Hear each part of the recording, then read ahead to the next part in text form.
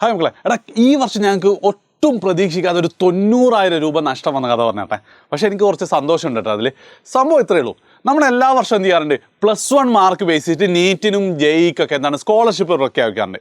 കഴിഞ്ഞ വർഷം +1 physics, chemistry, ബയോളജിക്ക് full mark ഉണ്ടെങ്കിൽ അവർക്ക് 100% കോഴ്സ് ഫീ ഫ്രീ ആയിരുന്നു. അതായത് ഏകദേശം 90,000 രൂപയാണ് ആ കോഴ്സ് ഫീ വരുന്നത്. അപ്പം ഒരു പയ്യനോട് ചോദിച്ചാൽ സാറേ ഇമ്പ്രൂവ്മെൻറ്റിൽ സാറേ ഫുൾ മാർക്ക് സ്കോർ ചെയ്ത് കഴിഞ്ഞാലും ഈ ഫുൾ സ്കോളർഷിപ്പ് കിട്ടും എന്നുള്ളത്. അപ്പം ഞാൻ ചോദിച്ചാൽ നിനക്ക് എത്ര മാർക്ക്? എനിക്കൊന്ന് 240 ഫിസിക്സ്, കെമിസ്ട്രി, ബയോളജി വരുന്നത്. 200 മാർക്കിൻ്റെ താഴെ. ഞാൻ ധൈര്യത്തോടെ പറഞ്ഞത് ഒരു പ്രശ്നമില്ല, നിനക്ക് തരും എന്നുള്ളത്. പക്ഷെ ആ ചെങ്ങായി എന്താണ്, അവൻ പഠിച്ച, അതായത് ജോയിൻ ചെയ്യുമ്പോൾ ഫീസൊക്കെ അടക്കണമായിരുന്നു, പഠിച്ച് ഇമ്പ്രൂവ്മെൻ്റ് എക്സാം എഴുതി റിസൾട്ട് വന്നപ്പോൾ അവന് ഫുൾ മാർക്ക്. ആൻഡ് നമ്മളെന്താണ്, അവൻ അടച്ച ഫീസ് മുഴുവൻ നമ്മൾ തിരിച്ചു കൊടുക്കേണ്ടി വന്നു. സോ ഇമ്പ്രൂവ്മെൻ്റ് എഴുതണോ വേണ്ടിയോ എന്നുള്ളതിൻ്റെ ഏറ്റവും നല്ല ആൻസറാണ് ആ ഒരു പയ്യൻ എന്ന് പറയുന്നത്. ഓക്കെ, ആൻഡ് മോസ്റ്റ് ഇമ്പോർട്ടൻ്റ്ലി ഞങ്ങളുടെ ടോപ്പ് 10 സ്റ്റുഡൻസിൽ കൺസിസ്റ്റൻ്റ് ആയിട്ട് അവനുണ്ട്. അടുത്ത വർഷം എന്തായാലും ഇന്ത്യയിലൊരു ടോപ്പ് മെഡിക്കൽ കോളേജിൽ അവനെ കിട്ടുകയും ചെയ്യും. എന്തുകൊണ്ടാണെന്ന് വെച്ചാൽ ശരിക്കും നിങ്ങൾ ആലോചിച്ച് നോക്കി, നിങ്ങളിപ്പോൾ കാര്യമായിട്ട് എന്തെങ്കിലും പഠിക്കുന്നുണ്ടോ? പക്ഷെ അവൻ കഴിഞ്ഞൊരു ഒക്ടോബർ മുതൽ എന്താണ് +2ഉം അതിൻ്റെ കൂടെ ഇമ്പ്രൂവ്മെൻ്റ് ഒക്കെ പഠിച്ച് അതിനുശേഷം ക്രാഷിന് ജോയിൻ ചെയ്ത് അതിനുശേഷം റിപ്പീറ്റർ പഠിച്ചിട്ട് അവൻ എന്താണ് ആ ട്രാക്കിൽ കഴിഞ്ഞ ഒക്ടോബർ മുതൽ ഉണ്ടായിരുന്നു. അത് ജൂണിൽ തുടങ്ങിയാൽ പോരാന്നുള്ളതാണ്. ജൂണിൽ തുടങ്ങിയവർക്ക് എത്തിപ്പിടിക്കാൻ പ്രയാസമായിരിക്കും. അപ്പോൾ 2 നേട്ടങ്ങളാണ് ഇമ്പ്രൂവ്മെൻ്റ് കൊണ്ട് അവന് കിട്ടിയതെങ്കിൽ എല്ലാ കുട്ടികളും ഇമ്പ്രൂവ് ചെയ്യണമെന്ന് ചോദിച്ചു കഴിഞ്ഞാൽ ഇല്ല. ഞാൻ അതിൻ്റെ മൊത്തം ഒരു കണക്ക് പറഞ്ഞുതരാം, എങ്ങനെയായിരിക്കും, ആരൊക്കെ ഇമ്പ്രൂവ് ചെയ്യണം, ആരൊക്കെ ഇമ്പ്രൂവ് ചെയ്യരുത് എന്നുള്ളത് ഈ ഒരു വീഡിയോയോട് കൂടി നിങ്ങൾക്ക് ക്ലിയർ ആവും കേട്ടോ. അപ്പോൾ ഏറ്റവും ആദ്യം തന്നെ ഫസ്റ്റ് സിമ്പിളായിട്ടുള്ള സാധനം എന്ന് പറഞ്ഞാൽ നിങ്ങൾ നീറ്റും ചെയ്യൊന്നും വേണമെന്നില്ല കേട്ടോ. +2 കഴിഞ്ഞിട്ട് നിങ്ങൾ ഫീസ് അടച്ചിട്ടുള്ള ഏത് കോഴ്സിന് ജോയിൻ ചെയ്താലും മിക്ക കോഴ്സുകളിൽ എന്ത് ചെയ്യുമെന്ന് വെച്ചാൽ അവർ ടോപ്പ് മാർക്കുള്ള കുട്ടികൾക്ക് സ്കോളർഷിപ്പ് തരാറുണ്ട്. അത് വേറൊന്നും കൊണ്ടല്ല, ഈ കുട്ടികൾ എന്താണ് നന്നായി ഇവിടുന്ന് പഠിക്കും, നല്ല ജോലി അല്ലെങ്കിൽ നല്ല മാർക്ക് കിട്ടും, അത് നമുക്ക് മാർക്കറ്റിംഗ് ആയിരിക്കും എന്നുള്ള രീതിയിൽ തന്നെയാണ്. അപ്പം അങ്ങനെയുള്ള ഒരുപാട് സ്കോളർഷിപ്പ് എന്താണ് നിങ്ങൾക്ക് +1 മാർക്ക് വെച്ചിട്ട് കിട്ടും.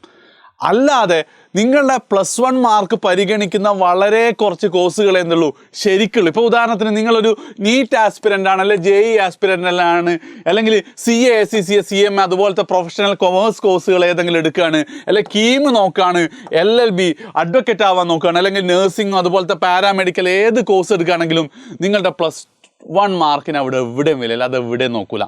എവിടെയെങ്കിലുമൊക്കെ മാർക്ക്, മിക്കതിനും മിനിമം കട്ട് ഓഫ് ഉണ്ട് കേട്ടോ, അതൊക്കെ +2 മാർക്കാണ്.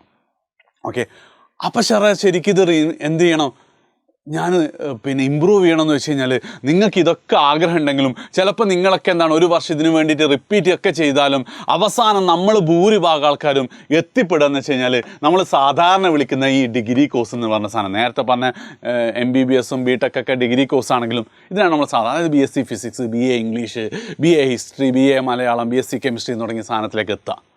ഓക്കെ, ഇവിടെ എന്തുണ്ട്, +1ലെയും +2ലെയും മാർക്ക് നോക്കിയിട്ട് നിങ്ങൾക്ക് 1200 നിങ്ങൾക്ക് എത്ര മാർക്ക് എന്നനുസരിച്ചാണ് നിങ്ങൾക്ക് ഇഷ്ടപ്പെട്ട കോളേജും ഇഷ്ടപ്പെട്ട കോഴ്സും കിട്ടുക. പ്രത്യേകിച്ച് ഈ കഴിഞ്ഞ വർഷത്തെ ട്രെൻഡൊക്കെ പ്രകാരം കുറേ ന്യൂജൻ കോഴ്സുകൾ ഉണ്ടായിരുന്നു. ആർട്ടിഫിഷ്യൽ ഇൻ്റലിജൻസ്, ഡാറ്റ അനലിറ്റിക്സ് എന്നൊക്കെ പറഞ്ഞാൽ ടോപ്പ് കോളേജിലെ ന്യൂജൻ കോഴ്സിനൊക്കെ വെരി വെരി ഹൈ മാർക്ക് വേണ്ടി 1200, 1190 മുകളിലൊക്കെ മാർക്ക് വേണ്ടിയിരുന്നു. അപ്പം അവിടെ ഉറപ്പായിട്ടും നിങ്ങളുടെ +1 നിങ്ങൾ ഇമ്പ്രൂവ് ചെയ്തെടുത്തു കഴിഞ്ഞാൽ എന്തായിരിക്കും, നിങ്ങൾക്ക് നല്ല മാർക്ക് കിട്ടും, അല്ലെ നല്ല കോഴ്സിന് കിട്ടും. ആൻഡ് അത് ഉറപ്പായിട്ട് നിങ്ങൾ ഈ +1ൽ 3 സബ്ജക്റ്റ് പഠിക്കാൻ മാക്സിമം നിങ്ങൾ എന്ത് ചെയ്യേണ്ടി വരും, ഒരു 30 പോലെ അല്ലേ, ഒരു 60-70 മണിക്കൂർ സ്പെൻഡ് ചെയ്ത്, ആ 70 മണിക്കൂർ സ്പെൻഡ് ചെയ്യുന്നതിൻ്റെ കാര്യമാണ് ഒന്നാമത്തതാണ്.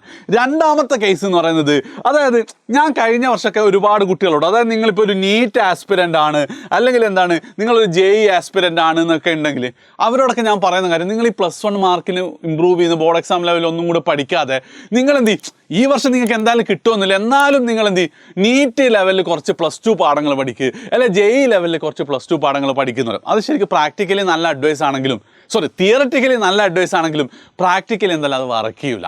കാരണം മറ്റൊന്നില്ല, നിങ്ങളൊന്ന് ആലോചിച്ച് നോക്കുക, എടാ മെയിൽ വരുന്ന നീറ്റിന് വേണ്ടി കുറച്ച് ഒരു 5-6 പാഠം തീർക്ക്, ഇത്തവണ കിട്ടുമെന്നില്ല, അടുത്താൽ ഉപകാരപ്പെടുമെന്ന് വെച്ച് കഴിഞ്ഞാൽ നമുക്ക് ഇൻസ്റ്റയും ബാക്കി സാധനങ്ങളൊക്കെ ഉണ്ടാകുമ്പോൾ അതിനുള്ളൊരു മോട്ടിവേഷൻ കിട്ടില്ല. സാറേ അത് അടുത്ത കൊല്ലല്ലേ, ഇപ്പം നടക്കില്ല എന്നുള്ള ചിന്ത നമുക്ക് ഭൂരിഭാഗം കുട്ടികളും അങ്ങനെ ചിന്തിച്ച് ഇമ്പ്രൂവ് ചെയ്യാത്ത കുട്ടികളൊക്കെ ജെഇക്കും കീമിനും നീറ്റിനും വേണ്ടി പഠിച്ചിട്ടില്ല. അതേ സ്ഥാനത്ത് നിങ്ങൾ എന്തായാലും എന്താണ്, ഞാൻ +1ന് ഇമ്പ്രൂവ് ചെയ്യാൻ നിങ്ങൾ വിചാരിച്ചാൽ ഉറപ്പായിട്ട് നിങ്ങൾക്ക് എന്ത് ചെയ്യാൻ പറ്റും, +1 നല്ല മാർക്ക് സ്കോർ ചെയ്യാം. അപ്പോൾ നിങ്ങൾക്ക് ഒരു മോട്ടിവേഷൻ കിട്ടും. എന്ന് മാത്രമല്ല, നേരത്തെ ഞാൻ പറഞ്ഞ പയ്യനെ പോലെ നിങ്ങൾ ആലോചിക്കണേ, +1 240 ഫിസിക്സ് കെമിസ്ട്രി ബയോളജിയിൽ 200ൻ്റെ താഴെ മാർക്കുള്ള പയ്യൻ ഇമ്പ്രൂവ് ചെയ്ത് അത് 240 എത്തിക്കാൻ വേണ്ടി എടുത്ത എഫേർട്ട് കാരണം മാത്രമാണ് ഇപ്പം നമ്മുടെ ടോപ്പ് 10 നിൽക്കുന്നത്. ഞാൻ ഉറപ്പായിട്ടും എന്താണ്, അത്ഭുതങ്ങളൊന്നും സംഭവിച്ചിട്ടില്ലെങ്കിൽ അവൻ എന്തായാലും എന്ത് ചെയ്യും, ഒരു ഗവൺമെൻറ് മെഡിക്കൽ കോളേജിൽ എത്തുകയും ചെയ്യും. അങ്ങനെയുള്ള ഒരു ഡിസിപ്ലിൻഡ് ആയിട്ടുള്ള ലൈഫ്, ഒരു ഗ്രൈൻഡ് ചെയ്യാനുള്ള ഒരു മെൻറ്റാലിറ്റി, അല്ലെ ഒരു ഹാർഡ് വർക്ക് ചെയ്യാനുള്ള ഒരു മെൻറ്റാലിറ്റി ഒക്കെ എന്ത് ചെയ്യും, നിങ്ങൾക്ക് ഇനി അങ്ങോട്ടുള്ള കാലം നിങ്ങൾ ഇമ്പ്രൂവ് ചെയ്യാൻ തീരുമാനിച്ചത്. നിങ്ങൾ നീറ്റിന് റിപ്പീറ്റ് ചെയ്യാൻ പോയിക്കോട്ടെ, ജെയ്ക്ക് റിപ്പീറ്റ് ചെയ്യാൻ പോയിക്കോട്ടെ, അതാണ് നിങ്ങൾ ആഗ്രഹമെങ്കിലും ഇനി അങ്ങോട്ടുള്ള ഒരു 6 മാസം നിങ്ങൾ +2ൻ്റെ കൂടെ +1 ഒരു 3 സബ്ജക്റ്റും കൂടെ പഠിക്കണം. ഉറപ്പായിട്ട് എന്ത് ചെയ്യാൻ പറ്റും, നിങ്ങളുടെ ലെവലൊന്ന് അപ്പാവും. അത് പണിയെടുക്കാനുള്ള ഒരു മൈൻഡ് സെറ്റ് കിട്ടും. അത് വളരെ വളരെ ഇമ്പോർട്ടൻ്റ് ആണ് റിപ്പീറ്റ് ചെയ്യാൻ ഉദ്ദേശിക്കുന്ന ആൾക്കാർക്ക്. അപ്പം നിങ്ങളും എന്ത് ചെയ്യണം, ഉറപ്പായിട്ട് ഇമ്പ്രൂവ് ചെയ്യണം എന്ന് ഞാൻ പറയാം. അതേ സ്ഥാനത്ത് കുറച്ച് കുട്ടികൾ ഇമ്പ്രൂവ് ചെയ്യാത്ത ഒരു നല്ല ഓപ്ഷൻ ഉണ്ട്. അത് മറ്റൊന്നുമല്ല, ഈ CUET ആണ്. എടാ, ഞാൻ നേരത്തെ പറഞ്ഞല്ലോ, അൾട്ടിമേറ്റ്ലി നിങ്ങളൊക്കെ ഡിഗ്രി കോഴ്സസിനാണ് എൻ്റെ എന്ന് ഞാൻ പറഞ്ഞപ്പോഴും അതെന്തിന് നിങ്ങൾ നാട്ടിൽ ഏതെങ്കിലും ഒരു ലോക്കൽ കോളേജിൽ ഡിഗ്രി കോഴ്സിന് ജോയിൻ ചെയ്യണം? നിങ്ങൾക്ക് എന്തുകൊണ്ട് ഡൽഹി യൂണിവേഴ്സിറ്റിയിലോ പോണ്ടിച്ചേരി യൂണിവേഴ്സിറ്റിയിലോ JNUയിലോ പഞ്ചാബ് യൂണിവേഴ്സിറ്റിയിലോ നിങ്ങൾക്ക് ജോയിൻ ചെയ്തുകൂടാ? അവിടെയാണ് CUETയുടെ പ്രസക്തി കേട്ടോ. അതായത് ഞാൻ വീണ്ടും പറയാണ്, അടുത്ത 3-4 വർഷം നമ്മുടെ ജോബ് മാർക്കറ്റ് എന്നൊക്കെ പറയുന്നത് ഒട്ടും അപ്രതീക്ഷിതമായ രീതിയിലുള്ള മാറ്റങ്ങളാണ് ജോബ് മാർക്കറ്റിൽ സംഭവിക്കാൻ പോകുന്നത്. പക്ഷെ അവിടെ നിങ്ങൾ പഠിച്ച കോളേജും അവിടുന്ന് നിങ്ങൾക്ക് കിട്ടിയ എക്സ്പോഷറും എക്സ്പീരിയൻസും വളരെ ഇമ്പോർട്ടൻ്റ് ആയിരിക്കും. അതുകൊണ്ട് തന്നെ നിങ്ങൾക്കൊരു ഡിഗ്രി കോഴ്സാണ്, അത് ഒരു സെൻട്രൽ യൂണിവേഴ്സിറ്റിയിൽ നിങ്ങൾക്ക് പഠിക്കണമെന്ന് ആഗ്രഹം ഉണ്ടെങ്കിൽ ഞാൻ പറയാം, ഇമ്പ്രൂവ്മെൻറ്റ് നിങ്ങൾ എന്ത് ചെയ്യണം, ആ 3 സബ്ജക്റ്റ് ഇമ്പ്രൂവ് ചെയ്യേണ്ട, പകരം എന്ത് ചെയ്യുക, നിങ്ങൾ CUETക്ക് വേണ്ടി പ്രിപ്പയർ ചെയ്ത് തുടങ്ങുക. എഡ്യൂപ്പോണ ഒരു കാര്യം കൂടെ പറയാണ്, ഇമ്പ്രൂവ് ചെയ്യാൻ തീരുമാനിച്ച കുട്ടികളെ സംബന്ധിച്ചിടത്തോളം നാളെ നമ്മളൊരു സ്റ്റഡി പ്ലാൻ വെച്ചിട്ട് അതിൻ്റെ ലിങ്ക് ഞാൻ കമൻറ്റിൽ വെക്കാം, എങ്ങനെ ഈ +1ഉം +2ഉം ഇമ്പ്രൂവ്മെൻ്റ് ഒക്കെ ഒരുമിച്ച് കൊണ്ടുപോകാമെന്ന് പറഞ്ഞുതരും. അതേപോലെ തന്നെ CUETക്ക് നമുക്ക് എന്താണ്, അടുത്ത ആഴ്ച പുതിയ ബാച്ച് തുടങ്ങുന്നുണ്ട്. ആ ബാച്ചിനെ കുറിച്ച് കൂടുതൽ അറിയാനുള്ള ഒരു ഫോമും ഞാൻ ഇതിൻ്റെ കൂടെ തരാം, നിങ്ങൾക്ക് അത് ഫില്ല് ചെയ്യാം കേട്ടോ. അപ്പോൾ ഞാൻ പറഞ്ഞു വന്നത് എന്താ വെച്ച് കഴിഞ്ഞാൽ, CUET is a very very good opportunity.